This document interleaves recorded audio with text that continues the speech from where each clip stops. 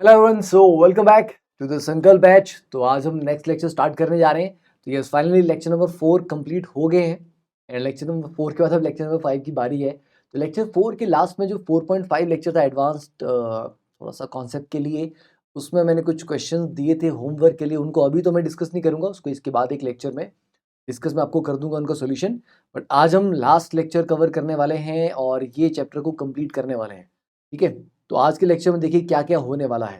Perkin reaction, Knoevenagel reaction, Reformatsky, Cannizzaro, benzoin, benzilic और Baeyer Villiger. Yes, वो मैं लिखना भूल गया, यहाँ पे जगह नहीं बची थी बहुत ज़्यादा।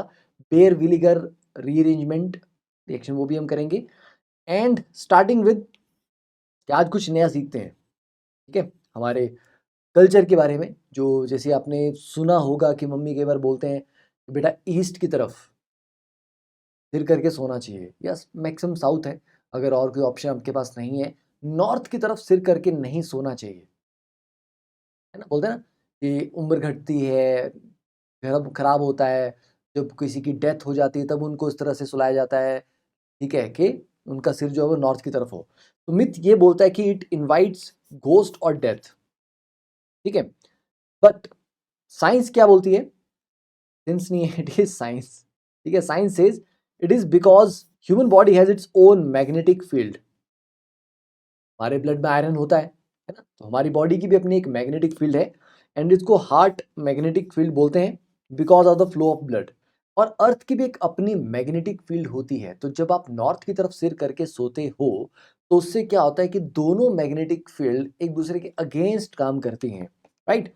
तो इसीलिए क्या होता है, तो the body's magnetic field becomes completely asymmetrical, out of symmetry हो जाता है ये to the earth magnetic field, जिससे ब्लड रिलेटेड प्रॉब्लम जैसे ब्लड प्रेशर और हार्ट को आपकी ज़्यादा काम करना पड़ेगा। ठीक है, तो ये समस्याएं होती हैं। इसलिए तो इट इज़ नॉट कि कुछ नेगेटिव हो रहा है, कुछ खराब हो रहा है, but we are trying to maintain a balance with the nature, because nature हमारी बॉडी को हर तरीके से अफेक्ट करती है। अब जैसे गर्मी होती है तो आपको गर्मी लगती है ना, बाहर धूप होती है, बाहर बर्फ गिर रही है तो आपको सर्दी लगती है ना। Yes, we are all the time being affected, ठीक है, by whatever is happening around us. जब हम बोलते हैं कि ग्रहण लग गया, ठीक है, सूर्य ग्रहण है, चंद्र ग्रहण है, तो उसमें क्या होता है कि जो बाहर नहीं देखना चाहिए कि उसमें हार्मफुल रेज आती हैं, तो they are harmful for us. तो there is science behind everything, but अब हमारे पुराने जनरेशन को वो सारे के सारे रीजनिंग या उसके पीछे का जो लॉजिक है वो शायद नहीं पता। तो ब्लाइंड उससे एक आस्था से चीज़ों को फॉलो किया जा रहा है कि ऐसा करते हैं और वैसा करते हैं और ऐसा करते हैं, और हमें लगता है कि यार क्यों करते हैं, है ना। हमें उस चीज़ को फॉलो करने में एक रेजिस्टेंस आता है कि क्यों, बिकॉज वी, है ना, हम थोड़ा साइंस वाली जनरेशन है। हम हर चीज़ में क्यों ज़रूर पूछते हैं कि क्यों, ऐसा क्यों नहीं, ठीक है, नहीं नहीं मैं नहीं करने वाला, राइट। तो हमारे लिए इन चीज़ों को जानना बहुत ज़रूरी है। तो हर चीज़ के पीछे बहुत डीप रीज़न था, मीनिंग था, बट वो हर एक इंसान को वो रीज़न समझ आएगा, मैग्नेटिक फील्ड क्या होता है, सिमेट्रिकल वगैरह। तो इट्स बेटर कि इसको बोल दो कि बेटा ऐसा करना है।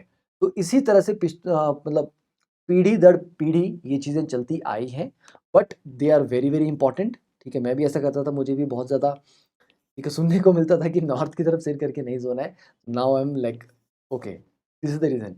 Second, apart from this another reason is that our body is significant amount of iron in our blood. Yes, तो जो हम इस पोजीशन में सोते हैं, iron from the whole body starts to congregate in the brain, जैसे headache, Alzheimer disease, cognitive decline, Parkinson disease, brain degeneration, ये चीज़ें भी हो सकती हैं। इसीलिए let's maintain the balance with the nature itself. ठीक है, ज़्यादा अपने आप को स्मार्ट समझने की कोशिश ना करें।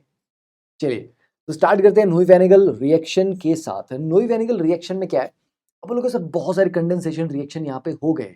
यस, अब देखो ये भी बड़ा आसान है। कंडेंसेशन ऑफ एन अल्डिहाइड और ketone with an active methylene compound.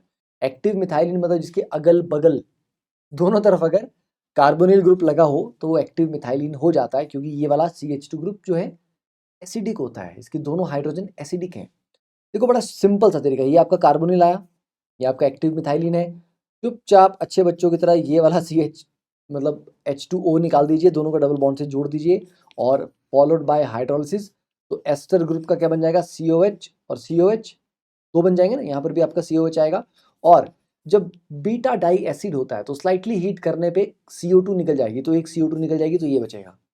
तो मतलब अल्टीमेटली क्या बचा बच्चे, ये कार्बोक्सिलिक एसिड, जिसके अल्फा और बीटा के बीच में डबल बॉन्ड है, तो ये आपका अल्फा बीटा अनसैचुरेटेड एसिड है। ठीक है, तो कोई पूछे कि नोइवेनेगल रिएक्शन से क्या बनता है, तो बच्चे बनता है अल्फा बीटा अनसैचुरेटेड एसिड। अब इसका मैकेनिज्म समझते हैं। ठीक है, मैकेनिज्म इसका क्या होगा, तो लेट्स सी। जैसे ये आपके पास एसीटोन ले लेते हैं हम, साथ में CH2 COET एंड COET। अब बेस की प्रेजेंस में ऑब्वियस ही बात है, जो एक्टिव मिथाइलिन ग्रुप है वहां से H पॉजिटिव निकालेगा ये। ठीक है, वैसे तो इसको पूरा लिखने की ज़रूरत नहीं है, आप लोग समझदार हो, फिर भी चलो लिख लेते हैं। ठीक है, ये होगा, एंड ये आपके पास कार्बोनिल है प्लस CH नेगेटिव। अब क्या होना चाहिए आपके हिसाब से, क्या होना चाहिए सर? ऑब्वियस ही बात है सर, एक ही स्कोप बचता है यहाँ पे, और कोई स्कोप ही नहीं है। फिर यहाँ अटैक करेगा, ये वाला बॉन्ड ऊपर शिफ्ट होगा, राइट। ठीक है, चलिए तो ये करवा दिया हमने, एंड इसको ऐसे लिखते हैं, ये O नेगेटिव और यहाँ पे CH एंड COOET और यहाँ पे COET, ये हो गया। और ठीक है, वो जो O नेगेटिव है इवेंचुअली वो OH बन जाएगा, मतलब वो जो बेस स्टार्टिंग में H लेके गया था ये वापस ले लेगा, ये हो गया। अब इसके बाद करना है बच्चों आपको हाइड्रोलिसिस। हाइड्रोलिसिस में जो एस्टर है वो किस में कन्वर्ट हो जाएगा, वापस आपका कार्बोक्सिलिक एसिड में।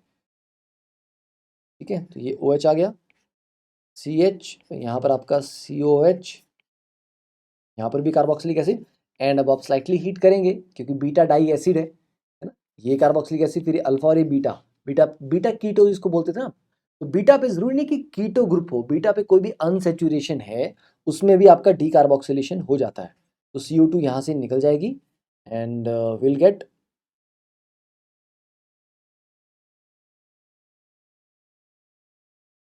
OH and CH COH। और इसको अगर आप एसिडिक मीडियम में आगे डाल देंगे, एसिडिक मीडियम क्या करेगा, पानी निकाल देगा। ठीक है, तो यहाँ पे आपका अल्फा और बीटा के बीच में डिहाइड्रेशन हो जाएगा, क्योंकि अल्फा और बीटा के बीच में अगर डबल बॉन्ड आया तो वो कार्बोक्सिलिक के साथ कॉन्जुगेशन में होगा। तो बस ये यहाँ पे कहानी है, बस सिंपल, ये आपका प्रोडक्ट बन गया। तो सिंपल लॉजिकल स्टेप्स वाला मैकेनिज्म है, कोई कॉम्प्लिकेशन यहाँ पे है नहीं, कोई कॉम्प्लिकेशन नहीं है। ठीक है, तो नोइवेनिकल क्लियर है, हाँ जी, शॉर्टकट पता लग गया क्या करना है, आपके यहाँ पे पानी निकाल देना है, बात खत्म। चलिए नेक्स्ट अब देखते हैं पर्किन रिएक्शन। पर्किन रिएक्शन भी आपको ultimately alpha beta unsaturated acid ही देता है, पर इसका मैकेनिज्म थोड़ा डिफरेंट है और इसका रिएजेंट भी डिफरेंट है। तो पीछे आपने रिएजेंट देख लिया ना, क्या था, अरे डाई इथाइल मेलोनेट। ये जो COET है ये आपका क्या है, बेसिकली ये डाई इथाइल मेलोनेट है, मेलोनेट एस्टर सिंथेसिस याद है ना, हाँ ये वो वाला है। ठीक है, तो डाई एस्टर को आप बेस की प्रेजेंस में किसी कार्बोनिल के साथ ट्रीट करते हैं। ठीक है, now next is Perkin reaction. तो it is the condensation of aromatic aldehydes with carboxylic anhydrides. यहाँ पे आपको एस्टर नहीं लेना है, यहाँ पर एनहाइड्राइड लेना है, और जो एनहाइड्राइड लिया है उसी का फिर सॉल्ट भी साथ में लेना होता है। ठीक है, उसी का सॉल्ट लेना साथ में। तो आपको मैं इसका शॉर्टकट बताता हूँ। देखिए शॉर्टकट इसका कैसा होगा, जैसे मान लीजिए हम लिख रहे हैं यहाँ पे PHCHO। ठीक है, और एसिटिक एनहाइड्राइड ले लिया मैंने, और एसिटिक का सॉल्ट भी ले लिया, एसीटेट। ठीक है, यस, सॉल्ट भी लेना मतलब उसका बेस भी लेना ना हमें, तो यहाँ पे हमें बेस भी चाहिए होता है। क्यों, बेस किसको पसंद है, किसी को तो बेस पसंद है ना। ठीक है, याद आया कुछ?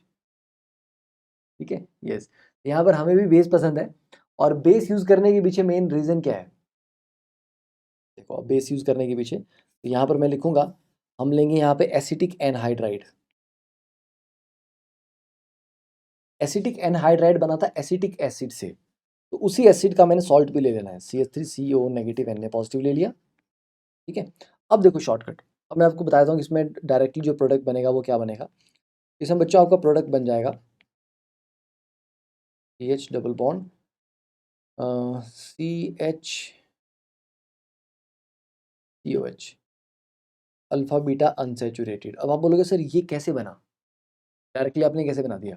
तो कुछ नहीं, ये जो एनहाइड्राइड था एक्चुअली तो ये भाई साहब काम करते हैं, ये रिएक्शन में पार्टिसिपेट करते हैं, पर शॉर्टकट में क्या करना है आपको, जिस एसिड का एनहाइड्राइड आपने बनाया है उसी का सॉल्ट ले लो, ठीक है, मतलब उसी का बेस ले लो, कार्बोक्सिलेट आयन ले लो, एंड देन जैसे आपने लिखा PHCHO, ठीक है, इसका एसिड रख लो सामने, एसिटिक एनहाइड्राइड था, इसके सामने एसिटिक एसिड रख लो, CH3COOH, ओके, बस यहाँ से पानी निकाल दो, CH3 से 2 हाइड्रोजन निकल जाएंगे, यहाँ से एक ऑक्सीजन निकल जाएगा, तो ये यहाँ से पानी निकल जाएगा, और पानी निकल जाएगा तो पानी पानी हो जाएगा, ठीक है, तो पानी पानी हो जाएगा कि नहीं हो जाएगा? बस ये alpha beta unsaturated carboxylic acid आपको यहाँ पे मिल गया। तो ये इसका शॉर्ट तरीका है। अब इसमें अगर हम मैकेनिज्म समझने पे चलते हैं, ठीक है, तो मैकेनिज्म से भी हम इसको पूरा कर सकते हैं, कोई दिक्कत नहीं है। देखिए मैकेनिज्म से यहाँ पे क्या आएगा कहानी, ये जो सॉल्ट है CH3COO नेगेटिव,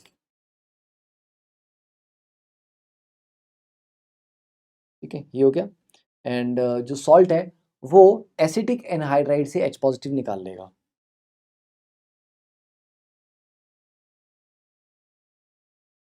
एनहाइड्राइड था, और यहाँ पे जो आपने बेस लिया था CH3CO नेगेटिव, ये जनाब यहाँ से H पॉजिटिव निकालेंगे, क्योंकि बीच में तो CH2 ग्रुप है नहीं वहाँ पे, ठीक है। तो अब आपके पास जो बचेगा that is CH2 negative COOCOCH3, ये, और ये भाई साहब अब अटैक करेंगे इस कार्बोनिल के ऊपर, ठीक है, वही स्टैंडर्ड तरीका के साथ कार्बोनिल पे अटैक करना है, और तो कोई पॉसिबिलिटी यहाँ पर है नहीं। तो PH CHO नेगेटिव, और O नेगेटिव का अल्टीमेटली फिर आप OH ही कर दो, क्योंकि इवेंचुअली वो OH तो बनना ही है उसका, और आगे ये आपका CH2 COO CO CH3, ये लग गया, यस। अब इसके बाद क्या करेंगे, इसका हाइड्रोलिसिस। अब अगर इसका आप हाइड्रोलिसिस करेंगे तो भाई साहब ये वाला बॉन्ड यहाँ से टूट जाएगा, ठीक है, और आपको मिलेगा PHCHOH CH2 COOH, carboxylic acid मिल जाएगा एनहाइड्राइड की जगह। और अब फर्दर आप इसको H पॉजिटिव की प्रेजेंस में स्लाइटली हीट करेंगे तो डिहाइड्रेशन हो जाएगी, पानी निकल जाएगा, और PHCH double bond CH COH, ये हो गया। तो दोनों में एंड प्रोडक्ट सेम है, नोइवेनिगल में भी परकिन में, पर आपका रिएजेंट डिफरेंट है, तरीका डिफरेंट है, मैकेनिज्म डिफरेंट है, ओके। तो समझ आ गया, एक दो बार लिख के कर लो, इट्स ऑल लॉजिकल। बस आपको अगर रिएजेंट याद रहे तो उसके बाद तो इट्स ऑल लॉजिकल, कि नेगेटिव चार्ज आया, ये अटैक कर रहा है, बाकी तो फिर हाइड्रोलिसिस किया, पानी निकाला, खत्म किया, ठीक है। मोस्टली अब हम आजकल पानी ही निकाल रहे हैं, ठीक है। चलिए नेक्स्ट इज रिफॉर्मेट्स की रिएक्शन। रिफॉर्मेट्स की रिएक्शन ना उतना कॉमनली वैसे नहीं पढ़ते बच्चे, और थोड़ा सा भूल भी जाते हैं, और कई बार कंफ्यूजिंग भी लगता है कि रिफॉर्मेट्स की में क्या होता है, क्योंकि जिंक इसमें आ जाता है। तो ऑर्गेनोमेटेलिक कंपाउंड पढ़े थे ना, ऑर्गेनोमेटेलिक कंपाउंड वाला ग्रिग्नार्ड रिएजेंट, अल्काइल लिथियम पढ़ा था, ठीक है। तो वैसे ही अल्काइल जिंक कंपाउंड यहाँ पे बनेगा। देखिए तो जो क्लासिकल रिफॉर्मेट्स की रिएक्शन है उसमें हम अल्फा हेलो एस्टर लेते हैं, उसको जिंक के साथ ट्रीट करते हैं। अल्फा हेलो, हेलो मतलब हेलोजन, तो एस्टर के अल्फा कार्बन के ऊपर एक हेलोजन होना चाहिए। ये देखिए ये एस्टर है, ये अल्फा कार्बन है, यहाँ पर एक हेलोजन लगा हुआ है। तो अल्फा हेलो एस्टर को जिंक के साथ ट्रीट किया जाता है। तो जिंक क्या करता है, जिंक भाई साहब यहाँ बीच में एंट्री मार जाते हैं, एग्जैक्टली यहाँ बीच में एंट्री कर लेते हैं जिंक, ठीक है, और ये ऑर्गेनोमेटेलिक कंपाउंड बना देते हैं। फिर ऑर्गेनोमेटेलिक कंपाउंड एक न्यूक्लियोफाइल जनरेट करता है, क्योंकि आर जेड एन में आर के ऊपर नेगेटिव चार्ज होगा, जिंक के ऊपर पॉजिटिव चार्ज होगा, तो ये आर नेगेटिव फिर एज ए न्यूक्लियोफाइल अटैक कर पाएगा, ठीक है। तो ये यहाँ पे कहानी है। अब इसमें पहले इस कहानी को पूरा पढ़ लेते हैं। देखिए nowadays the name is used generally for reactions that involve insertion of a metal into carbon halogen bond and subsequent reaction with electrophile. तो ऐसे रिएक्शन को भी रिफॉर्मेट्स की बोल दिया जाता है, ठीक है, कि जहाँ पर कार्बन हैलोजन के बीच में आप मेटल को इंसर्ट कर रहे हो और उसके बाद एक इलेक्ट्रोफाइल के साथ उसका रिएक्शन करवा रहे हैं। तो रिफॉर्मेट्स की का जो रिएक्शन है वो ग्रिग्नार्ड जैसा ही है। तो पहले देख लेते हैं कि भैया यहाँ पर रिफॉर्मेट्स की बना कैसे, ठीक है। ये जो अंकल थे हमारे इनको जिंक के साथ ट्रीट करने पे इनका क्या हुआ, ठीक है। तो जिंक 2 इलेक्ट्रॉन छोड़ के जिंक 2 पॉजिटिव में कन्वर्ट होता है। हाँ जी, तो ये यहाँ पे Br जिंक बन जाएगा,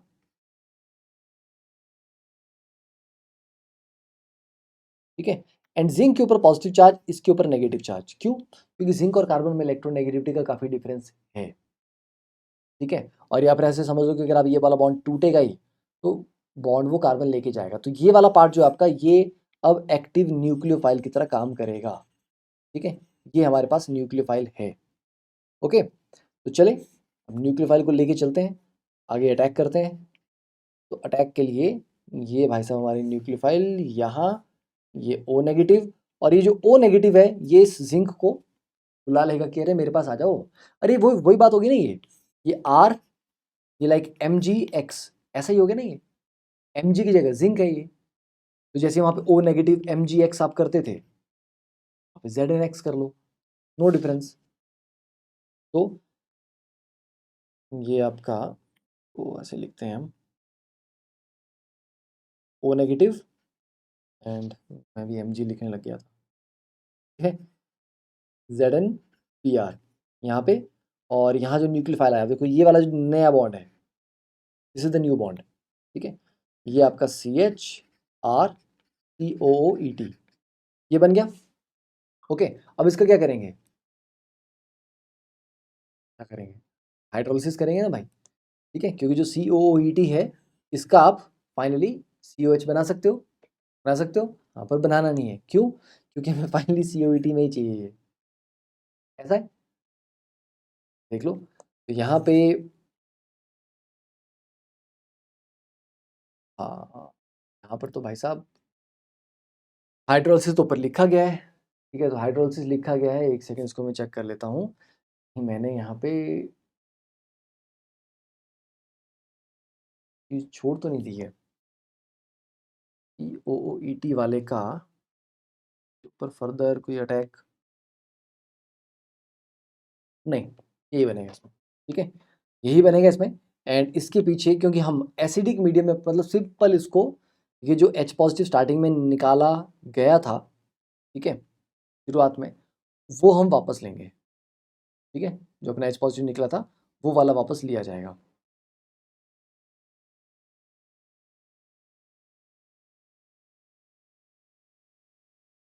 देखिए, तो यहाँ पे आप बोलोगे सर कौन सा वाला H पॉजिटिव, अरे भैया यहाँ से निकला था ना H, ठीक है, अल्फा भी है ये। तो जिंक जब इसका रिएक्ट करेगा तो zinc will give zinc 2 positive plus 2 electrons, वो 2 इलेक्ट्रॉन्स कहाँ लेके जाएगा, वो H लेके जाएगा ना वो साथ में, ठीक है। तभी तो आपका जिंक पॉजिटिव और CH नेगेटिव यहाँ पे बनेंगे, ओके। तो अब इसको जब आपने नॉर्मली वाटर से ट्रीट किया तो OMgx का जैसे आप OH बना देते थे वही चीज़ यहाँ पे करनी है, ये OH बना देना है, CHR COOET। अब मजे की बात ये है कि आप बोलोगे सर ग्रिग्नार्ड रिएजेंट तो एस्टर पे भी अटैक कर देता था और बहुत अच्छे से अटैक करता था, हाँ, पर ऑर्गेनो जिंक जो है ये उतने रिएक्टिव नहीं है जितने ग्रिग्नार्ड रिएजेंट होते हैं, इसलिए इनका एस्टर के ऊपर अटैक होना पॉसिबिलिटी नहीं है, ठीक है। क्योंकि आप बोलोगे सर ये नेगेटिव चार्ज यहाँ अटैक कर रहा है, बात तो सही आई, ठीक है, बट अपने ही एक और मॉलिक्यूल के ऊपर अटैक कर दे, नहीं, क्यों?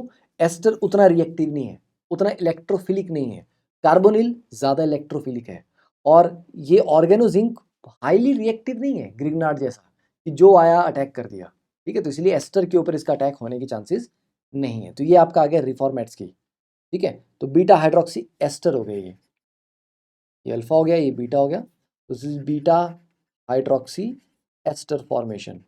ये ध्यान रखना है कि लास्ट में एंड प्रोडक्ट क्या बनाना है। अब आप बोल सकते हो कि सर फर्दर हाइड्रोलिसिस करवा दो ना, इसका COH बना दो, COH बना दो, फिर हीट कर दो, बगल से पानी निकाल दो, तो अल्फा बीटा अनसैचुरेटेड बन जाएगा। हाँ, वो बन जाएगा, फर्दर रिएक्शन करवाना हो करवा सकते हो, बट द पॉइंट इज कि फिर उसको रिफॉर्मेट्स की नहीं बोलेंगे ना, फिर वो आगे चला गया ना।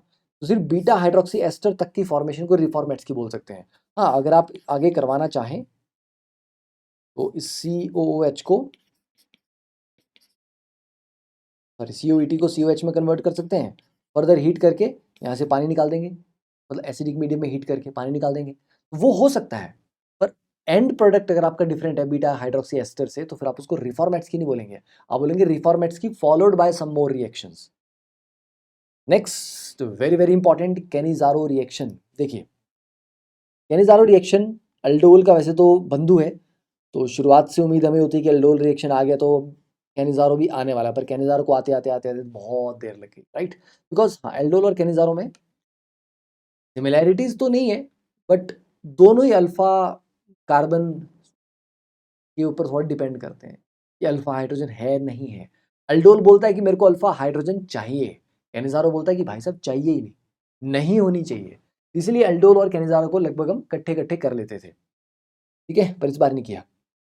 तो अल्डिहाइड जिनके पास अल्फा हाइड्रोजन नहीं होती है वो कैनिजारो रिएक्शन में पार्टिसिपेट कर सकते हैं।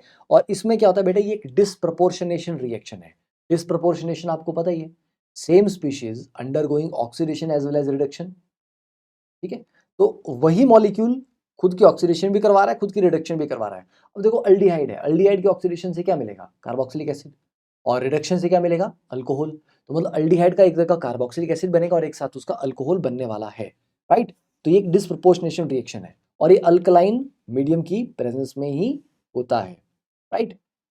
चलिए अब aldehydes with an alpha hydrogen do not give the reaction. क्यों? क्योंकि जिनके पास अल्फा हाइड्रोजन है, बेसिक मीडियम है, वो अल्डोल करेंगे ना वो। Yes, because when these compounds are treated with base, aldol reaction ज़्यादा ही फास्ट हो जाता है, इसलिए कैनिजारो नहीं हो पाता। तो अल्फा हाइड्रोजन का ना होना इज द रिक्वायरमेंट कि कैनिजारो होगा। जैसे 2 RCHO हमने लिया, इसमें अल्फा हाइड्रोजन नहीं है कोई, बेस की प्रेजेंस में ट्रीट करेंगे तो एक बार इसकी ऑक्सीडेशन हो जाएगी RCOO नेगेटिव। आप बोलोगे सर कार्बोक्सिलिक एसिड क्यों नहीं बनाया, RCOO नेगेटिव ही क्यों किया, पूरा क्यों नहीं किया? क्योंकि बेटा अल्कलाइन मीडियम है, कार्बोक्सिलिक एसिड नहीं बना सकता, कार्बोक्सिलेट सॉल्ट तक ही रखना पड़ेगा उसको। प्लस इसकी रिडक्शन हुई तो RCH2OH। हाँ, अगले स्टेप में अगर आप इसको एसिडिक मीडियम में डाल देते हैं तब जाके फिर ये कार्बोक्सिलिक एसिड प्लस RCH2OH में आएगा।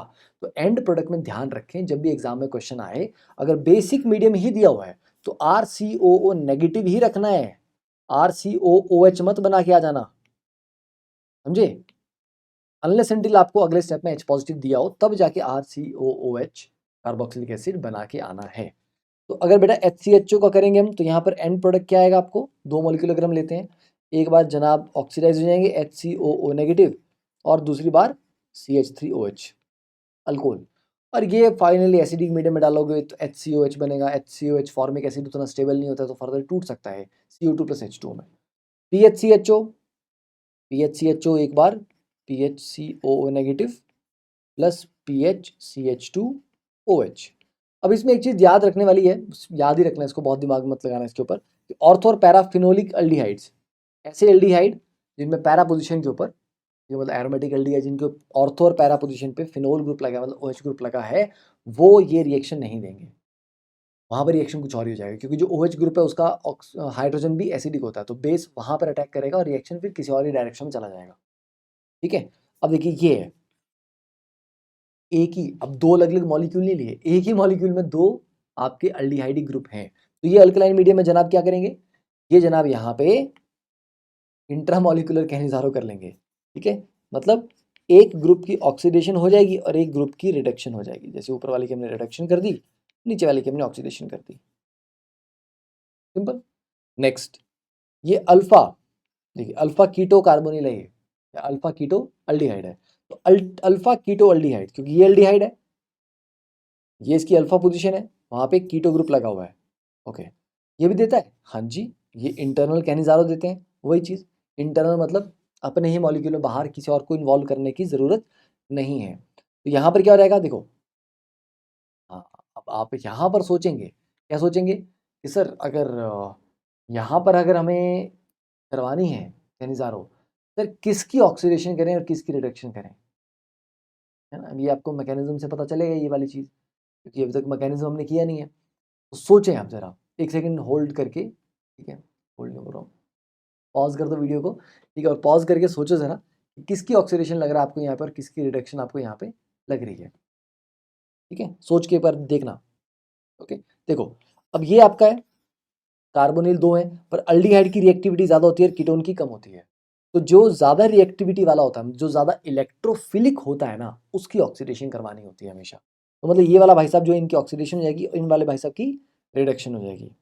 चलिए, तो इन वाले भाई साहब की रिडक्शन हो जाएगी तो RCHOH बन जाएगा और यहाँ पे COO नेगेटिव बन जाएगा। ठीक है, तो याद रखें, मोर इलेक्ट्रोफिलिक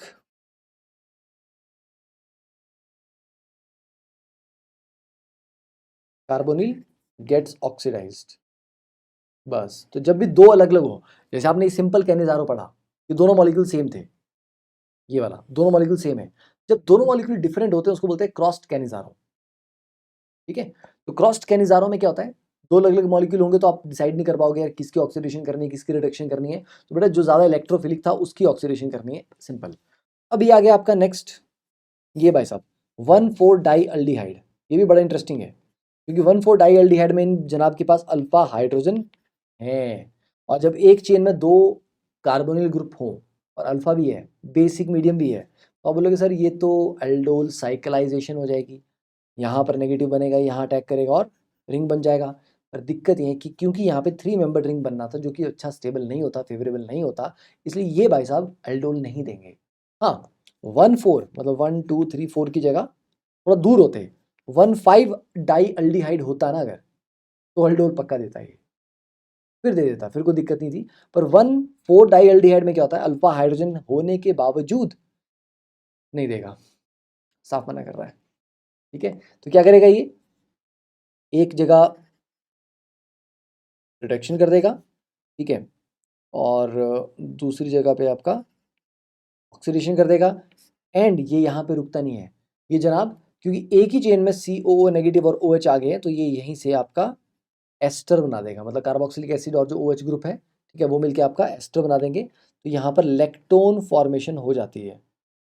ठीक है, समझ आया, यहाँ पे लेक्टोन फॉर्मेशन हो जाएगी, ये लाइक दिस। तो 1,4 डाइएल्डिहाइड जो होते हैं ये आपके रिंग क्लोजर कर देंगे, लेक्टोन देंगे, और ये सब होगा एक कैटलिस्ट की प्रेजेंस में। ठीक है, विद रोडियम कैटलिस्ट। इन्फॉर्मेशन है, कॉन्सेप्ट नहीं है, ये इन्फॉर्मेशन है। तो अगर आपको पता है तो अच्छी बात है, नहीं पता तो आप अगर ऐसा कुछ क्वेश्चन आ जाए एडवांस में तो नहीं कर पाओगे। ठीक है, इंपॉर्टेंट इन्फॉर्मेशन है। अब बात करते हैं बच्चों मैकेनिज्म की। मैकेनिज्म इसका क्या होगा, देखिए सिंपल, हम RCHO से स्टार्ट करते हैं। RCHO था, अब OH नेगेटिव है, OH नेगेटिव जनाब क्या करेंगे, एसिडिक हाइड्रोजन तो कोई नहीं है, जब एसिडिक हाइड्रोजन है ही नहीं तो एज ए न्यूक्लियोफाइल ही अटैक करना पड़ेगा और टेट्राहेड्रल इंटरमीडिएट बनाना पड़ेगा, O नेगेटिव OH H, ये आ गया। ठीक है, एक ये बना, एंड साथ साथ में एक और पॉसिबिलिटी है कि एक और बार ये जनाब OH नेगेटिव से रिएक्ट कर ले और इधर भी O नेगेटिव बना दे, डाई एनायन। ठीक है, ये भी बनता है और ये भी बनता है, पर ये कब बनता है, ये बनता है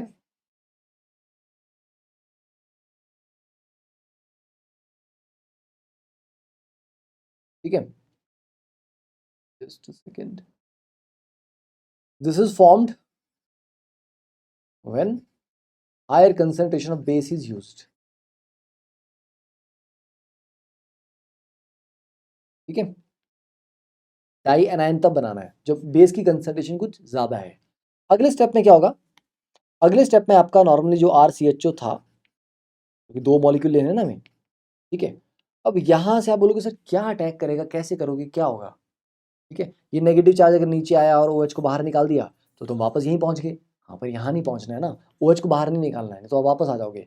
अब अगले स्टेप में क्या होता है, ये नेगेटिव चार्ज नीचे आता है और ये जनाब जो हाइड्राइड है ये जाता है यहाँ पे, तो इसको बोलते हैं हाइड्राइड ट्रांसफर स्टेप, और ये आपका रेट डिटर्मिनिंग स्टेप है।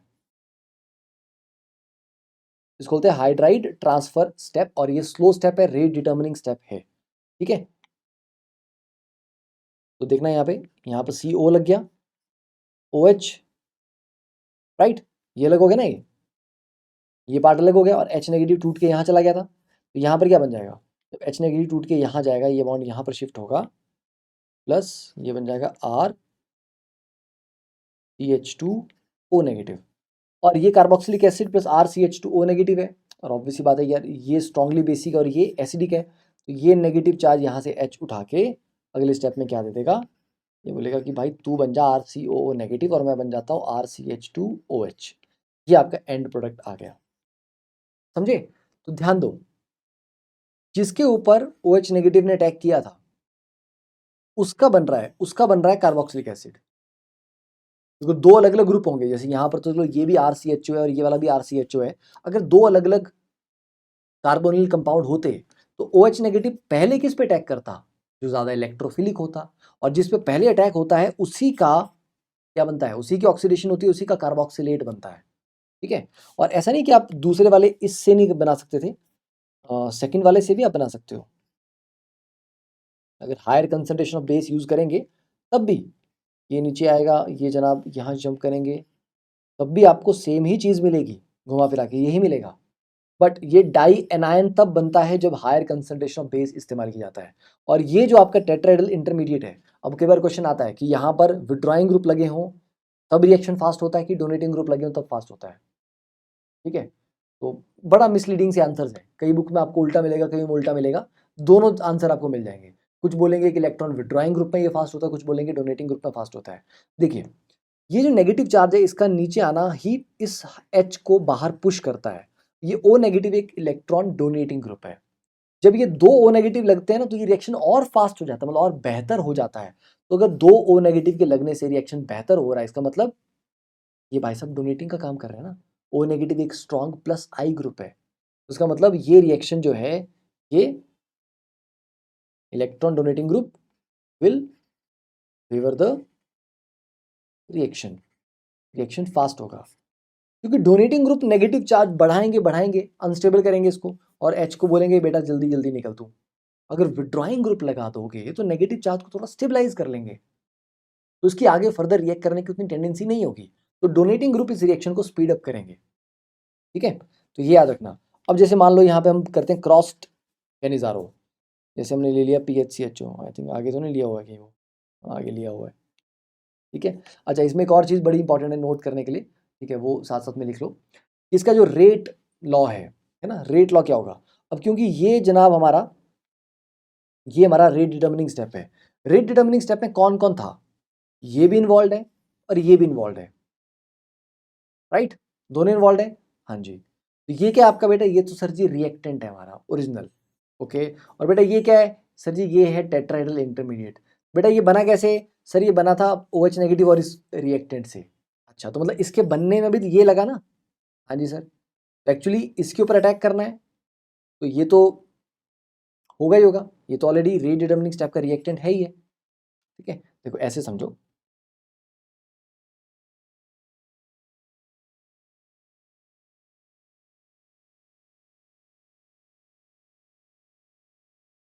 ये तुम्हारा स्लो स्टेप है।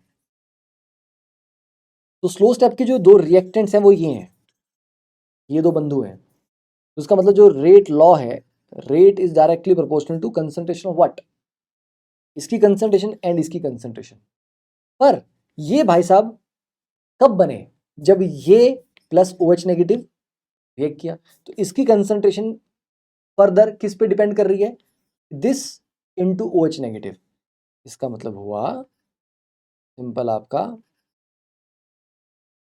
RCHO 2 बार आया और आपका बेस 1 बार आया, ये तो ये थर्ड ऑर्डर इसका 3 हो जाएगा। और अगर हायर कंसंट्रेशन ऑफ बेस इस्तेमाल करते हैं, ठीक है, तो ये तब है using lower concentration of base. अगर हायर कंसंट्रेशन यूज करते हैं तो क्या होगा? तो ऐसा होगा 2 बार O नेगेटिव बन जाएंगे, तो 2 बार OH नेगेटिव इस्तेमाल होगा, 2 बार OH नेगेटिव इस्तेमाल होगा तो यहाँ पे 2 आएगा। ठीक है, तो तब आपका जो रेट लॉ है ये RCHO के रिस्पेक्ट में भी सेकंड ऑर्डर हो जाएगा और बेस के रिस्पेक्ट में भी सेकंड ऑर्डर हो जाएगा।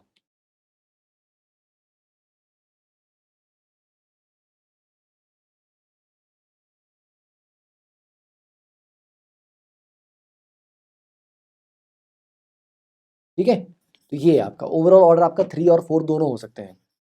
ठीक है, अब इसमें एक दिमाग में चीज़ ये भी आती है, सर ऐसा नहीं होता ये जो H था ये कहीं और से आया हो, सॉल्वेंट से आया हो, अगर हम D2O की प्रेजेंस में रिएक्शन को करवाते हैं तो क्या ड्यूटेरियम के एंट्री का कोई स्कोप है कि ड्यूटीरियम एंट्री मार लेगा बीच में, कहीं लग जाएगा ड्यूटीरियम, कुछ उस तरह का कुछ पॉसिबिलिटी हो सकती है क्या?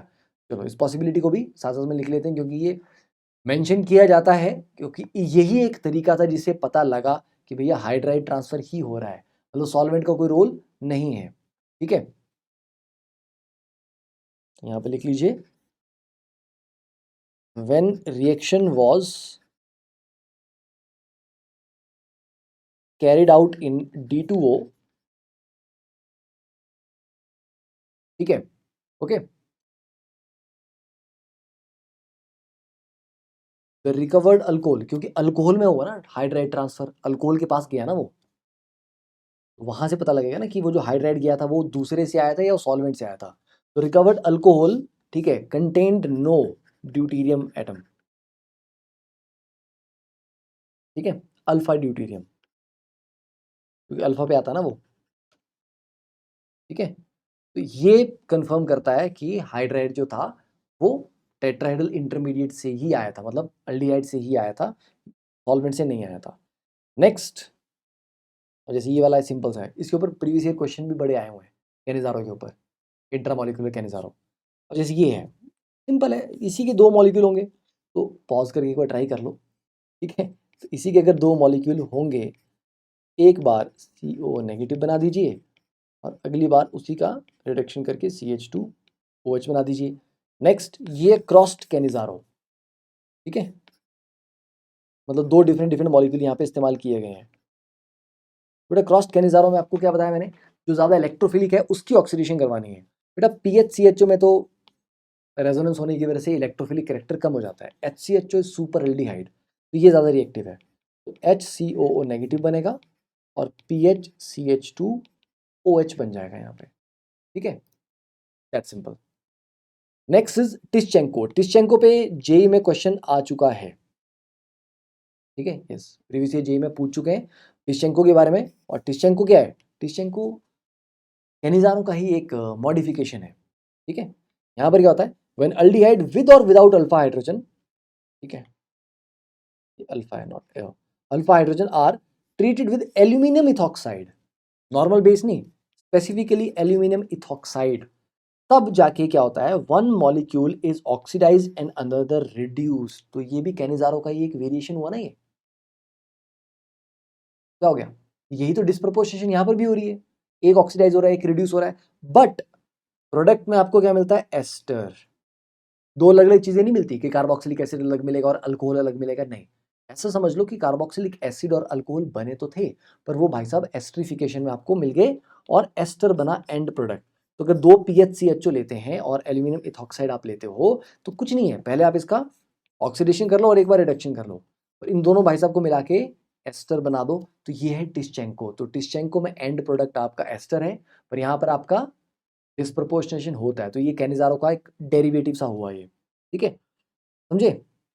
नाउ, तो विद मोर स्ट्रांगली बेसिक एल्कोक्साइड्स, अब एल्यूमिनियम इथॉक्साइड उतना स्ट्रांग बेस नहीं है, अगर ज़्यादा स्ट्रांग बेस अगर आप लेते और अल्फा हाइड्रोजन होती, तो फिर वहां अल्डोल हो जाना था।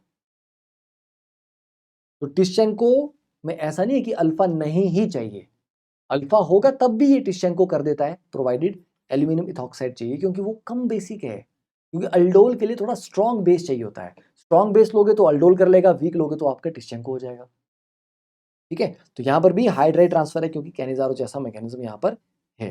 Next is benzyl benzilic acid rearrangement. तो चलिए, तो लेट्स कंटिन्यू द जर्नी थोड़ा सा डिफरेंट सेटअप के साथ, ठीक है, आपको थोड़ा सा चेंजेस लग रहे होंगे यहाँ पे। तो next on our list is the benzil benzilic acid rearrangement. देखिए, अब सिंस ये एक रीअरेंजमेंट है, मतलब यहाँ पर कोई कंडेंसेशन नहीं हो रहा, हम 2 मॉलिक्यूल्स को जोड़ के एक नया स्ट्रक्चर नहीं बना रहे हैं, कोई न्यूक्लियोफिलिक अटैक उस तरह से नहीं कर रहे हैं। हाँ, न्यूक्लियोफिलिक अटैक यहाँ पर जो होगा वो सिर्फ रीअरेंज करने के लिए होगा, तो it is the rearrangement of 1,2 diketones, और इसके ऊपर जेई एडवांस पहले क्वेश्चन पूछ चुका है। तो 1,2 डाइकीटोन्स को यहाँ पर रीअरेंज हम करेंगे, give alpha hydroxy carboxylic acid. तो हमेशा याद रखिए, कभी भी प्रोडक्ट में अल्फा हाइड्रोक्सी कार्बोक्सिलिक एसिड अगर आपको मिला है, तो it can hint towards benzyl benzilic acid rearrangement, भी यहाँ पे एक प्रोबेबल कॉज हो सकता है उसका, ठीक है। चलिए, उसका मैकेनिज्म देखते हैं। देखो जैसे ये PHCO COPH है, 1,2 डाइकीटोन है, तो NaOH की प्रेजेंस में पहले रिएक्शन करवाया फॉलोड बाय एसिडिफिकेशन, तो ये आ गया एक ही कार्बन के ऊपर दोनों बेंजीन रिंग लग गए, जो दोनों अलग अलग थे, मतलब ये दोनों बेंजीन दो अलग अलग कार्बन पे थे, अब ये दोनों बेंजीन सेम कार्बन पे, तो दैट इंडिकेट्स कि कहीं ना कहीं फिनाइल शिफ्ट यहाँ पे हुआ है। चलिए तो मैकेनिज्म देखते हैं इसका भैया, ठीक है। तो चलो इसको कर लेते हैं PHCOCOPH, ठीक है। फर्स्ट स्टेप में OH negative as a nucleophile attack करेगा, तो एज ए न्यूक्लियोफाइल अटैक करेगा तो कहीं पर भी करवा लो, दोनों पोजीशन आइडेंटिकल है, ठीक है। मान लीजिए इस तरह से करवाते हैं हम, तो PHC double bond O negative PHOH। अब नेक्स्ट बात आती है कि ये अगर नीचे जाएगा और OH को बाहर निकाल देगा तो आप वापस से रिएक्टेंट पे आ जाओगे, तो ये बैकवर्ड तो अपने को नहीं चलना है, तो अगर ये नीचे आया तो साथ में क्या होना चाहिए, फिर ये ग्रुप यहाँ से शिफ्ट होगा, जो अल्काइल ग्रुप है वो शिफ्ट करता है, ठीक है। ये ऊपर जाएगा तो यहाँ से you will get PHCO negative PHCOH, तो फॉलोड बाय एसिडिफिकेशन, अगर आप इसको एसिडिक मीडियम में डालते हैं तो यू विल गेट PHCOH,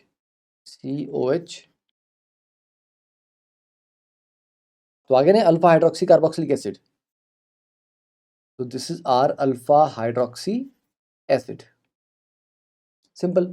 अब यही चीज अल्फा हाइड्रोक्सी एसिड आपको और किससे मिलता था, साइनोहाइड्रिन से। अगर यहाँ पर पहले CN होता तो उसका हाइड्रोलिसिस करके भी आपको COH मिलता, तो साइनोहाइड्रिन के फर्दर हाइड्रोलिसिस से भी आपको अल्फा हाइड्रोक्सी एसिड मिल जाते हैं, और यहाँ पे बेंजिल बेंजिलिक रीअरेंजमेंट से भी आपको मिल रहे हैं, ठीक है।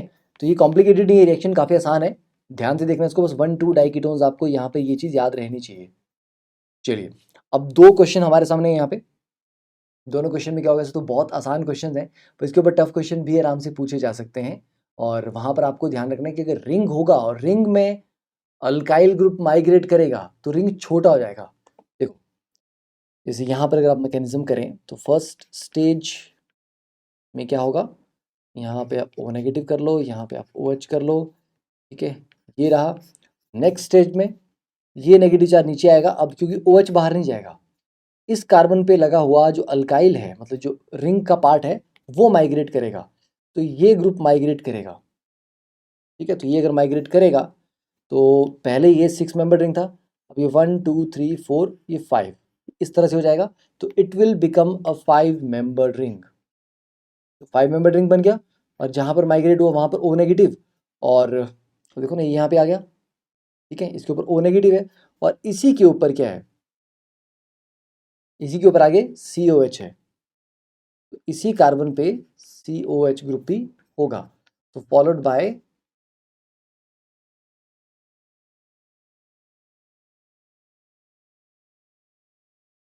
ये अल्फा हाइड्रोक्सी, ठीक है, सिंपल, ये हो गया सॉल्व। नेक्स्ट क्वेश्चन देखिए, अब नेक्स्ट में अगेन मैकेनिज्म बिल्कुल सिमिलर है, तो यहाँ पे O नेगेटिव साथ में OH आ जाएगा अगले स्टेज में, अब ये नेगेटिव चार्ज जब नीचे जाएगा तो ये अल्काइल ग्रुप यहाँ पे शिफ्ट होगा, ओके, तो इट विल बी, ये एक बेंजीन रिंग आ गया, अब उसके साथ ये एक 5 मेंबर रिंग बन जाएगा, तो 5 मेंबर रिंग में एक OH और दूसरा COH, ये ठीक है, रीअरेंजमेंट फॉलोड बाय एसिडिफिकेशन से फाइनली ये आएगा यहाँ पे, तो ये ध्यान रखना, प्रैक्टिस होगी, बाकी आगे क्वेश्चन DPP में भी काफ़ी प्रैक्टिस करने को मिलेंगे। Next is the benzoin condensation, तो ये जो बेंजोइन कंडेंसेशन है this is catalysed bye cyanide ion,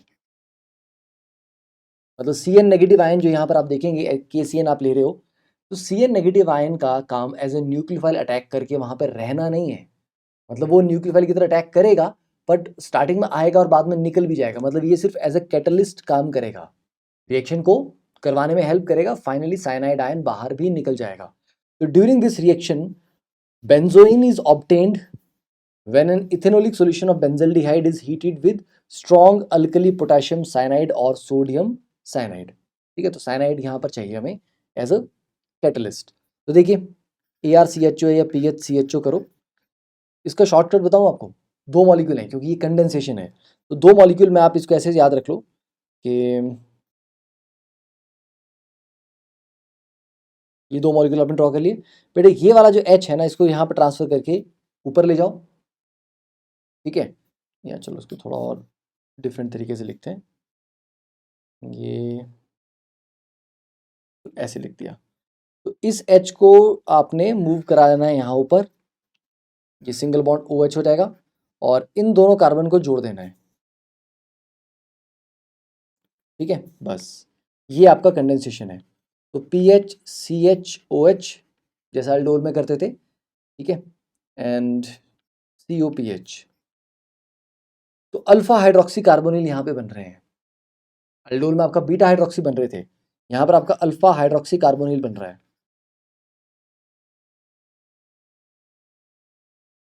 ठीक है। मैकेनिज्म भी कोई कॉम्प्लिकेटेड नहीं है। साइनाइड यहाँ पर सबसे पहले एज न्यूक्लियोफाइल अटैक करेगा, ये बॉन्ड ऊपर जाएगा, ठीक है। फिर हाँ थोड़ा सा यहाँ पे डिफरेंट है, H को उठा लेता है, फिर कार्बन के ऊपर नेगेटिव चार्ज आता है, वो carbon as a nucleophile attack करता है। चलो मैकेनिज्म भी देख लेते हैं इसका। जैसे PHCHO है, तो सबसे पहले साइनाइड ने एज ए न्यूक्लियोफाइल अटैक किया। इसका मैकेनिज्म अगर आपने अच्छे से प्रैक्टिस नहीं किया तो आपको याद नहीं रहेगा, मतलब लॉजिकल नहीं है। यहाँ पर कुछ स्टेप्स ऐसे हैं जो आपको अगर याद नहीं है तो आप सही से उनको नहीं कर पाओगे, ठीक है। ये हो गया। नेक्स्ट स्टेप में हाइड्रोजन ट्रांसफर होगा इंटरनल, और ये बॉन्ड यहाँ रह जाएगा। तो PHC यहाँ पे OH, यहाँ पे CN, और यहाँ कार्बन के ऊपर नेगेटिव चार्ज। अब ये जो कार्बन के ऊपर नेगेटिव चार्ज है, this will act as a nucleophile. तो नेक्स्ट जो मॉलिक्यूल था PHCHO का, उसके ऊपर ये फिर एज ए न्यूक्लियोफाइल अटैक करेगा, ठीक है। तो अब अगर आप देखेंगे तो PHCOH CN CHO negative PH, ये आ गया। नेक्स्ट स्टेप में ये O नेगेटिव यहाँ से H उठा लेगा, ठीक है, यहाँ से H उठाएगा, और ये जो ऑक्सीजन हाइड्रोजन के बीच में बॉन्ड है, ठीक है, ऐसे समझ लो, इसने ये बॉन्ड H उठाया, ये बॉन्ड यहाँ जंप किया और साइनाइड बाहर निकल जाएगा। तो eventually you will get PHCO CHOH PH, alpha hydroxy carbonyl, simple.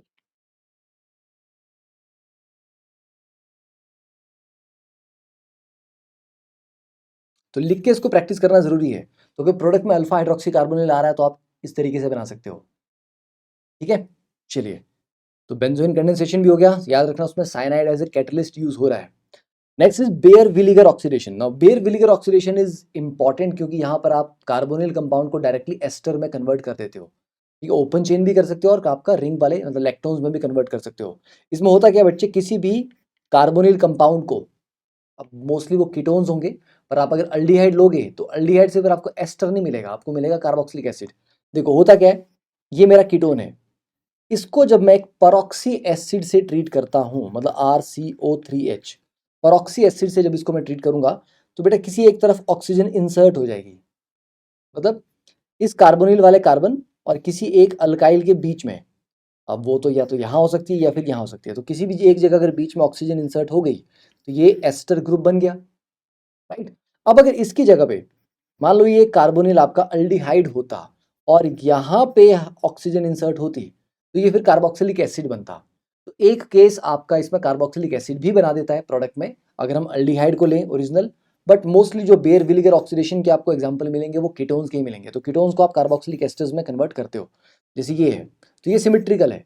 अब मैं किसी भी एक तरफ ऑक्सीजन इंसर्ट करूं, दोनों साइड्स बराबर हैं, तो it doesn't make a difference. तो ये 6 मेंबर रिंग से बड़ा होकर 7 मेंबर रिंग में कन्वर्ट हो गया, ठीक है, जब MCPVA से ट्रीट किया, मेटाक्लोरोपेरोक्सीबेंजोइक एसिड। सिमिलरली ये PHCOPH है। अब स्पेशली यहाँ पर मैंने ऑक्सीजन को मार्क किया हुआ O18। तो देखना ध्यान से कि ये जो नई ऑक्सीजन आती है वो है जो एस्टर वाला OR बनाती है, मतलब जो ओरिजिनल आपकी कार्बोनिल वाली ऑक्सीजन है that is not going to be disturbed. ये अगर O18 है तो ये यहीं पे रहेगा, ये बिल्कुल भी डिस्टर्ब नहीं होगा, राइट। तो ऑक्सीजन अब कहाँ इंसर्ट करनी है, अब आप बोलोगे सर ये तो सिमेट्रिकल है। मान लो सिमेट्रिकल नहीं हुआ, लेट्स से PHCOCH3 है, दोनों तरफ ग्रुप डिफरेंट है, तो सर ऑक्सीजन को किस तरफ इंसर्ट करेंगे, क्या दोनों तरफ कर लेंगे क्या 50-50 बार, ये दो प्रोडक्ट्स बन जाएंगे? नहीं, oxygen is inserted between carbonyl carbon and उस अल्काइल ग्रुप के बीच में जो अल्काइल ग्रुप ज़्यादा इलेक्ट्रॉन डोनेटिंग है, ठीक है, या आप ऐसे बोल दीजिए जिसका माइग्रेटरी एप्टीट्यूड ज़्यादा है, क्योंकि इसके मैकेनिज्म में ग्रुप की माइग्रेशन होती है, ठीक है, अल्काइल ग्रुप जो वो माइग्रेट करेगा, ठीक है, तो उस ग्रुप का माइग्रेटरी एप्टीट्यूड जिसका ज़्यादा होगा उसकी तरफ। तो सरल शब्दों में अगर आप याद रखें तो भैया जो ज़्यादा इलेक्ट्रॉन रिच अल्काइल ग्रुप है वहाँ पे सबसे आगे आता है H। तो H तभी आएगा जब यहाँ पे अल्डिहाइड होगा, ओके। तो जब अल्डिहाइड होगा तब तो आपको कार्बोक्सिलिक एसिड ही बनाना है, बट अगर कीटोन होगा तो देखिए R3C 3 डिग्री कार्बन का माइग्रेटरी एप्टीट्यूड ज़्यादा है, फिर 2 डिग्री, फिर अराइल, फिर 1 डिग्री, फिर सिंपल मिथाइल। तो इसका मैकेनिज्म भी देख लेते हैं। तो RCOR- कर लेते हैं यहाँ पे, ठीक है। तो इसको जब आपने PHCO3H के साथ ट्रीट किया तो पहली बात जो है ये कार्बोनिल ऑलरेडी एसिडिक मीडियम में इसकी इलेक्ट्रोफिलिक करैक्टर बढ़ाने के लिए कार्बोनिल पे ऑलरेडी एक H पॉजिटिव अटैक कर चुका है, ठीक है। तो ऐसे समझो कि अगर ऑलरेडी सर एक H पॉजिटिव अटैक कर चुका है यहाँ का, तो यहाँ का अगर H पॉजिटिव निकल के वहाँ अटैक किया तो पीछे ये जो PHCO3 नेगेटिव होगा ये जनाब अब अटैक करेंगे यहाँ पे। तो RCR- या चलो R- को नीचे लिख लेते हैं, ये आपका आ गया OH, ठीक है। एंड इस ऑक्सीजन को ना मार्क कर लेते हैं, इसको O18 मार्क कर लेते हैं, ठीक है, ये आ गया। नेक्स्ट आगे O सिंगल बॉन्ड OCOPH, ठीक है। तो यहाँ पर कहानी रुक गई, यहाँ पर कहानी रुकी जाएगी। अब इसके बाद हमें देखना है कि अच्छा माइग्रेटरी एप्टीट्यूड है तो मतलब यहाँ पर कुछ ना कुछ जंप हो रहा है, ठीक है, एक तरफ से दूसरी तरफ को। अब दोनों में से कोई एक अल्काइल ग्रुप यहाँ पर माइग्रेट करेगा। अब वो कौन सा अल्काइल ग्रुप माइग्रेट करेगा वो तो आपको पता लग जाएगा अगर माइग्रेटरी एप्टीट्यूड वाला पार्ट देखेंगे कि किसका माइग्रेटरी एप्टीट्यूड ज़्यादा है। बट चलो अभी इन दोनों में से डजंट मेक अ डिफरेंस, मान लेते कि कोई एक आपका माइग्रेट कर गया, ठीक है। तो बच्चों जब आपका कोई एक माइग्रेट यहाँ पे करेगा तो जो ओ सिंगल बॉन्ड ओ है ना ये बड़ा वीक बॉन्ड होता है, ये बॉन्ड टूटा और ये ग्रुप आ गया, ये बॉन्ड आ गया इस ऑक्सीजन के ऊपर, तो सडनली इस ऑक्सीजन के ऊपर क्या आएगा, पॉजिटिव कैरेक्टर, और ये बोलेगा यार ऑक्सीजन के ऊपर पॉजिटिव चार्ज अच्छा नहीं लगता, ठीक है। तो यहाँ से हमारा आर ग्रुप जो है वो माइग्रेट करके पीछे से यहाँ पे शिफ्ट कर जाएगा।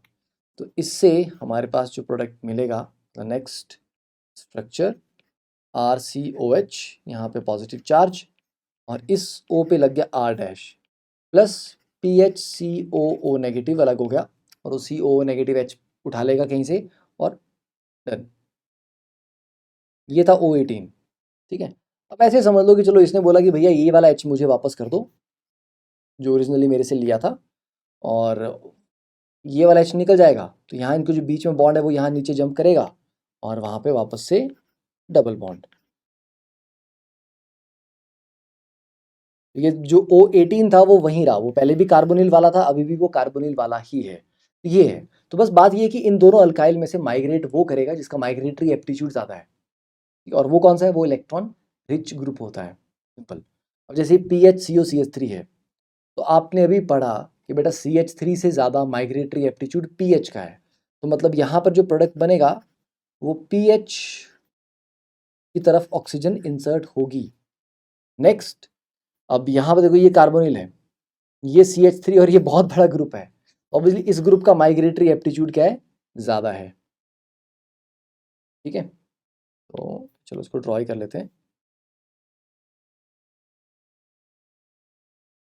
चलो इसको मैं R- बोल देता हूँ, इस पूरे ग्रुप को मैं R- बोलता हूँ, इस तरफ लगा दिया, सिंपल है ना, काय को टाइम वेस्ट करना है। ये 5 मेंबर्ड रिंग था, ये एक्सपेंड करके भाई साहब ये 6 मेंबर्ड रिंग में लैक्टोन में कन्वर्ट हो जाएंगे, ओके।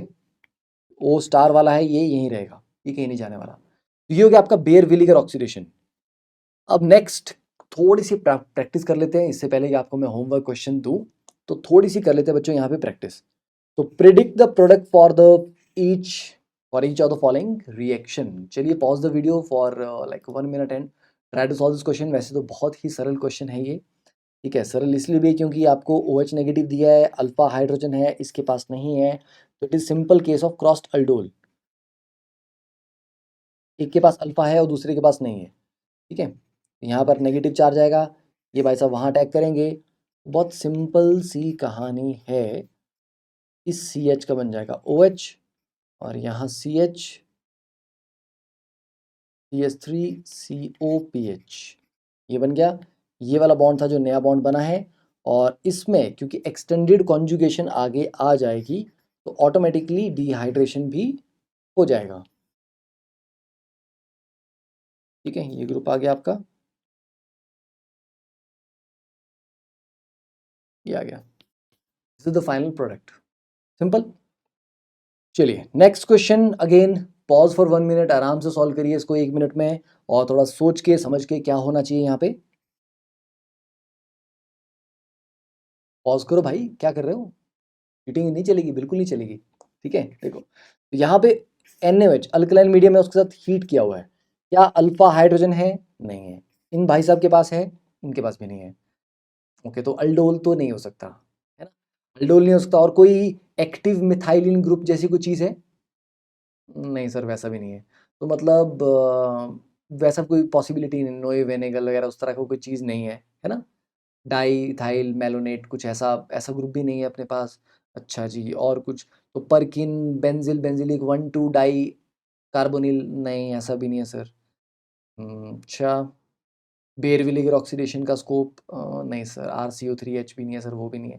क्या हो सकता है? अरे सिंपल, अल्फा हाइड्रोजन नहीं है और ऊपर से अल्कलाइन मीडियम है, तो कैनिजारो सोचो ना सबसे पहले। तो कैनिजारो में हमारे पास ये दो भाई साहब अलग अलग किस्म के हैं। अब एक की ऑक्सीडेशन होगी और एक की रिडक्शन होगी, तो ये हो गया आपका क्रॉस्ड कैनिजारो। कहाँ जा रहा हो? Cross Cannizzaro. ठीक है, तो क्रॉस कैनिजारो में किसकी ऑक्सीडेशन होती है? जो ज़्यादा इलेक्ट्रोफिलिक होता है। तो बस यही ज़्यादा इलेक्ट्रोफिलिक है, क्योंकि यहाँ पर बेंजीन रिंग की वजह से कॉन्जुगेशन होगा, तो कार्बोनिल का इलेक्ट्रोफिलिक कैरेक्टर कम हो जाएगा। ये भाई साहब ज़्यादा एसिडिक हैं, सॉरी ज़्यादा इलेक्ट्रोफिलिक हैं, तो इनकी हो जाएगी ऑक्सीडेशन, तो ये बन जाएगा COO नेगेटिव। और क्योंकि आगे H3O पॉजिटिव दिया है, तो उसका फिर मैं फाइनली COH ही बना देता हूँ। ठीक है, और बेंजीन वाला जो था, इन जनाब का रिडक्शन करके अल्कोहल बना देते हैं यहाँ पे, सिंपल। तो क्रॉस कैनिजारो हो गया आपका। Next, organic compound A C4H4O3, यहाँ पर आपको दिया गया है। ठीक है, अगेन इसमें आपको आराम से आई थिंक 2 मिनट का समय तो लग ही जाएगा, तो थोड़ा सा सॉल्व करो, 2 मिनट का समय आराम से लगा के इसको, pause the video. Compound A C4H4O3, क्योंकि जब भी O3 आया आपके सामने, पहली बात है आप ये समझो कि इसका डिग्री ऑफ अनसेचुरेशन कितना है, तो पहले तो ये सोचो। ठीक है, C4H4O3, तो DU इसका कितना होगा बेटा? DU में ना ऑक्सीजन कभी भी कोई मतलब नहीं रखता। ठीक है, अगर ऑक्सीजन मतलब नहीं रखता है तो इसका मतलब हुआ C4H4। हाँ जी, तो 4 कार्बन के लिए 4 2 8, तो 10 होना चाहिए था हाइड्रोजन, 4 है यहाँ पे, मतलब 6 की कमी है। 6 का मतलब 3 डिग्री ऑफ अनसेचुरेशन आपके पास आ गया, तो 3 DU है। ओके, एंड 3 ऑक्सीजन क्या इंडिकेट करते हैं बच्चे? 3 ऑक्सीजन इंडिकेट करते हैं एनहाइड्राइड। एस्टर में भी 2 होते हैं, कार्बोक्सिलिक एसिड में भी 2 होते हैं। हाँ, ऐसा भी हो सकता है, एनहाइड्राइड भी हो सकता है, और कीटो एसिड भी हो सकता है, अल्फा कीटो कार्बोक्सिलिक एसिड या बीटा कीटो, है ना। तो कार्बोनिल एसिड भी हो सकता है कोई, क्योंकि कार्बोनिल एसिड में क्या है कि CO का दो दो कार्बोनिल आ जाएंगे ना, एक COH का और एक CO का, तो 2 डिग्री ऑफ अनसेचुरेशन वहां पे सेटल हो जाएगा। तीसरा may be carbon double bond carbon हो जाए, या फिर कोई रिंग आ जाए, है ना। तो कार्बोनिल एसिड भी हो सकता है, और हाइड्रोक्सी एसिड भी हो सकता है, एसिड की जगह एस्टर भी हो सकता है। ठीक है, तो ये सारी पॉसिबिलिटीज हैं। Okay, organic compound C4H4O3 in dry benzene in the presence of anhydrous AlCl3, तो बेंजीन के साथ रिएक्ट कर रहा है AlCl3 के साथ। AlCl3 लुईस एसिड बेंजीन, मतलब इलेक्ट्रोफिलिक एरोमेटिक सब्स्टिट्यूशन का हिंट यहाँ पे आपको मिल रहा है। अच्छा जी, and compound B on treatment with PCl5, तो आगे वाले को फिर PCl5 से ट्रीट किया। ओके, फिर हाइड्रोजन से हो रहा है लास्ट में रिएक्शन। हाइड्रोजन का मतलब लास्ट में कार्बोनिल है, मतलब कार्बोनिल तो था। H2PdBSO4 बेरियम सल्फेट, ये जो आपका है, ठीक है, ये आपका किस कौन सा करता है? रोजनमन रिडक्शन, तो COCl को CHO में कन्वर्ट करेगा। तो मतलब डेफिनेटली यहाँ पे कुछ ऐसा था ठीक है, मे बी समथिंग कुछ कार्बोनिल ग्रुप था, मतलब COCl तो बना था, COCl बना था, उसको रोजनमंड से आपने CHO में कन्वर्ट किया, समथिंग लाइक दैट। और ये PCl5 से किसको ट्रीट करना पड़ा? ये जो बनाया आपने Cl, PCl5 से ट्रीट किया, किसको किया होगा? कार्बोक्सिलिक एसिड को किया हो सकता है। ठीक है, तो मतलब एनहाइड्राइड की तरफ यहाँ पर इंडिकेशन लग रही है कि एनहाइड्राइड होने के चांसेस अच्छे हैं, क्योंकि ऑर्थो हाइड्रोक्सी एसिड वगैरह में क्या समस्या है, ये जो सेटअप है ये मैच नहीं करता, क्योंकि AlCl3 बेंजीन, तो this must be some electrophile. Anhydride matches perfectly in that description. तो बेंजीन अगर है साथ में 4 कार्बन है ना, तो नॉर्मल आपका एसिटिक एनहाइड्राइड ये आ जाएगा। अब आप बोलोगे सर एसिटिक एनहाइड्राइड में समस्या क्या है, तो डिग्री ऑफ अनसैचुरेशन तो 2 ही है। बात तो सही है, क्या करना पड़ेगा? रिंग बनाना पड़ेगा, रिंग बनाना पड़ेगा। चलो चलो तो रिंग बनाते हैं इसका, ठीक है।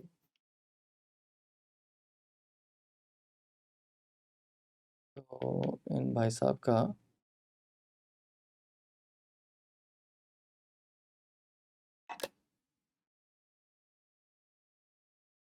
रिंग तो बनाना पड़ेगा, पर लगता है हमारे पेंसिल वाले भाई साहब की बैटरी कुछ कम सी हो गई है।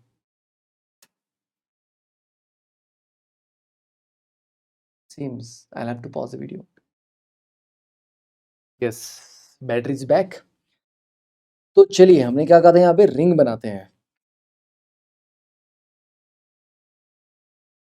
ठीक है। ये आपका डिग्री ऑफ अनसैचुरेशन और पूरा मॉलिक्यूलर फॉर्मूला परफेक्टली यहाँ पे मैच करता है AlCl3 के साथ।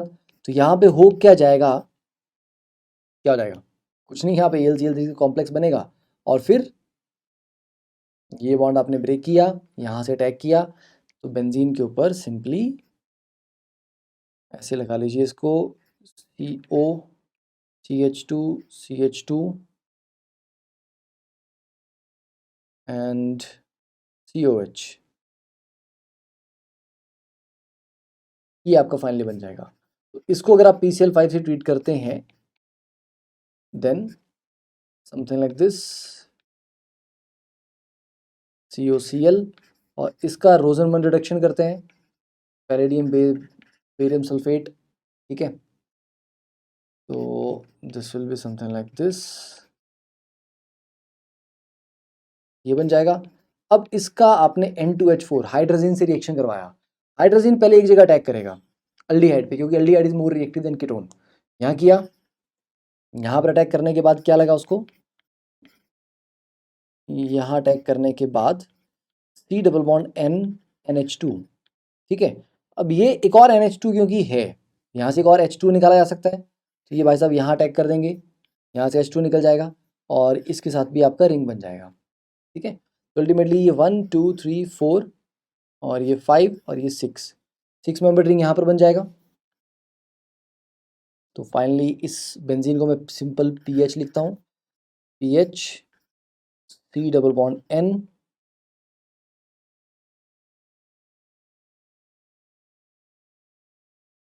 ठीक है, ये C double bond N, single bond N, double bond carbon, CH2 like this,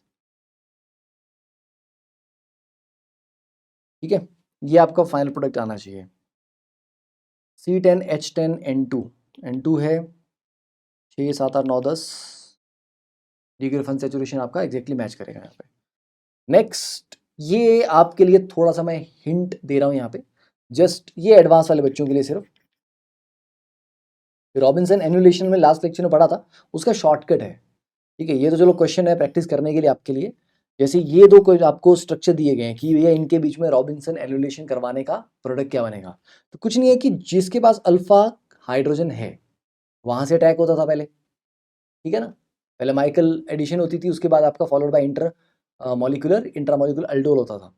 कुछ नहीं है, जिसका आपने एनोलेट बनाना है उसके अल्फा को दूसरे के बीटा के साथ डायरेक्टली जोड़ दो, जोड़ दिया, यस, और इसके दूसरी तरफ जो ग्रुप था उसको कार्बोनिल से जोड़ दो, बस डबल बॉन्ड के थ्रू, मतलब ये ऑक्सीजन हटा दो, यहाँ गया और यहाँ का H2 हटा दो, तो H2O निकाल लो और उनको जोड़ दो, simple, this is the product. दोनों स्टेप्स आपके इकट्ठे हो गए, तो ये शॉर्टकट है रॉबिन्सन एनुलेशन का, ठीक है, समझ गए। जस्ट फॉर, अभी ये आपका होमवर्क है, ये ऊपर वाले क्वेश्चन का सॉल्यूशन नहीं है, दिस इज अ शॉर्टकट, ठीक है। इमीडिएटली कैसे आप इसका प्रोडक्ट आइडेंटिफाई कर सकते हैं। चलिए अब नेक्स्ट कर लेते हैं बच्चों, ऑक्सीडेशन ऑफ अल्डिहाइड के। अल्डिहाइड की ऑक्सीडेशन करवाने के लिए हमारे पास, वैसे तो हमने काफी सारे स्ट्रॉन्ग ऑक्सीडाइजिंग एजेंट भी पढ़े, K2Cr2 7 KMnO4 एंड ऑल, वो सारे चीजें स्ट्रॉन्ग हैं, पर जो हमारे काम के हैं, जो पूछे जाएंगे वो आपके क्या क्या है, टॉलेंस रिएजेंट, वेलिंग सॉल्यूशन, बेनेडिक्ट। बेनेडिक्ट आपको दूंगा मैं होमवर्क में, ठीक है। RCHO है, KMnO4 लगा लीजिए, HNO3 लगा लीजिए, K2Cr2 7 लगा लीजिए, या फिर आपका अमोनिकल AgNO3 टॉलेंस रिएजेंट लगा लीजिए। तो CHO बड़ी आसानी से ऑक्सीडाइज होकर कार्बोक्सिलिक एसिड में कन्वर्ट हो जाता है। तो पहला जो हमारा ऑक्सीडाइजिंग एजेंट है दैट इज टॉलेंस रिएजेंट, काफी इंपॉर्टेंट है, काफी क्वेश्चन इसके ऊपर आते हैं। टॉलेंस रिएजेंट को आप अमोनिकल AgNO3 कहें या AgNH3 ट्वाइस 1 पॉजिटिव, इस तरह से इसका स्ट्रक्चर ही लिख लीजिए। ये एक माइल्ड ऑक्सीडाइजिंग एजेंट है, मतलब ये कीटोन को नहीं करेगा, कीटोन को ऑक्सीडाइज करना वैसे तो वैसे भी नहीं पॉसिबल होता नॉर्मली, बड़ा स्ट्रॉन्ग कंडीशन चाहिए होती है, ठीक है। तो ये एक माइल्ड ऑक्सीडाइजिंग एजेंट है, अल्डिहाइड को आराम से कर देता है। तो this reagent is not commercially available, इसलिए उसको लैब में ही बनाना पड़ता है, ऑन द स्पॉट बनाना पड़ता है। तो कैसे बनाते हैं भैया, हम सिल्वर नाइट्रेट प्लस NaOH को लेते हैं, Ag2O का ब्राउन कलर का प्रेसिपिटेट यहाँ पे बन जाता है, ठीक है। फिर इस ब्राउन कलर का जो सॉलिड है, इसको एक्वस अमोनिया इसमें डालते हैं, तब तक डालते हैं जब तक वो पूरी तरह घुल ना जाए। तो एक्वस अमोनिया इसमें आपने डालना है, यस, अल्कलाइन मीडियम के साथ, ठीक है। तो ये जब तक पूरा घुल जाएगा तो sufficient aqueous ammonia is added to dissolve the Ag2O precipitate, और तब बनाता है आपका ये टॉलेंस रिएजेंट। अब देखिए, अब टॉलेंस रिएजेंट को आपको यूज करना है ये डिटेक्ट करने में कि भैया अल्डिहाइड है कि कीटोन है, क्योंकि कीटोन के साथ वो पॉजिटिव टेस्ट नहीं देगा, अल्डिहाइड के साथ दे देगा, क्योंकि अल्डिहाइड को ऑक्सीडाइज कर देगा वो, तो टेस्ट पॉजिटिव आएगा, और कीटोन के साथ नहीं कर पाएगा तो टेस्ट नेगेटिव आएगा। तो अल्डिहाइड और कीटोन को डिफरेंशिएट या डिस्टिंग्विश करने के लिए आप टॉलेंस रिएजेंट को इस्तेमाल करते हैं। तो पहली बात तो आपको पता होना चाहिए कि कार्बोनिल ग्रुप है। अब वो अल्डिहाइड है कीटोन है वो बाद की बात है, पहले तो ये पता करो कि कार्बोनिल है। तो कार्बोनिल है, ये पता करने के लिए ब्रैडीज रिएजेंट पढ़ा था ना, two four dinitrophenyl hydrazine, nitrogen derivative ammonia derivative किया था तब, यस। तो उसका रिएक्शन करवा के पहले तो ये कंफर्म करिए कि कार्बोनिल ग्रुप है। अब हमें पता करना है कि वो कौन सा ग्रुप है, अल्डिहाइड है या कीटोन है। तो टॉलेंस रिएजेंट को इस्तेमाल किया जाता है। तो पहला काम भी RCHO को तो ऑक्सीडाइज कर देगा या RCOH में, पर अगर कीटोन होगा तो उसको नहीं कर पाएगा, ठीक है। तो ये आपका रिएक्शन है, Tollens reagent plus RCHO plus water gives you 2 silver. अब ये देखिए, इस भाई साहब की हो रही है ऑक्सीडेशन, ठीक है, इनकी हो रही है ऑक्सीडेशन और इनकी हो रही है रिडक्शन। तो ये एक रिडॉक्स रिएक्शन है definitely, Tollens reagent is getting reduced. तो जो Ag पॉजिटिव आयन है वो सिल्वर में रिड्यूस हो रहा है।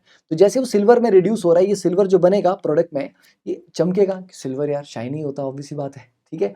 तो वहां पर जो बॉटम पे क्या होगा, वो सिल्वर डिपॉजिट जब होने लगेगा ना, वो तो हल्का एक मिरर सा चमक शाइन उसके अंदर आने लगेगी। तो सिल्वर मिरर फिनिशिंग आपको बॉटम पे दिखेगी, जिस भी आप टेस्ट ट्यूब में करवा रहे होंगे अगर ये रिएक्शन, तो सिल्वर मिरर टेस्ट भी इसको कहते हैं, क्योंकि फिर आपका सिल्वर वहां पे मिरर बनता है। +4 ammonia plus RCOH plus 2H positive, ये आपका नेट रिएक्शन रहा इसके लिए। नाउ अब आपने हाइड्रोकार्बन चैप्टर में पढ़ा है कि टर्मिनल अल्काइन भी टॉलेंस रिएजेंट के साथ रिएक्ट कर जाती हैं। टर्मिनल अल्काइंस, ये एसिडिक हाइड्रोजन है, हाँ जी, तो ये भी रिएक्ट कर जाता है,